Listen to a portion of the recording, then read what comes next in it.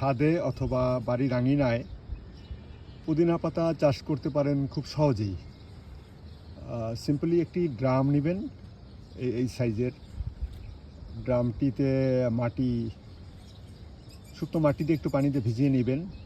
তারপরে পুদিনা পাতার ডাঁটা বাজার থেকে কিনে এনে শুধু ডাঁটাগুলো আপনি পুঁতে দিলেই হবে। আর গাছ লাগালে সে যত্ন নিতে হবে।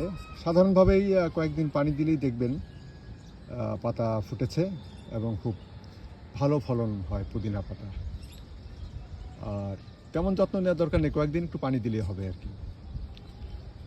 পুদিনা পাতা খুব উপকারী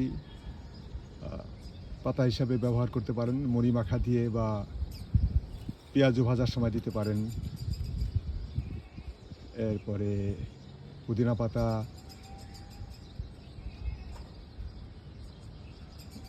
অন্যান্য সবজির সাথে এটা ব্যবহার করা যায়।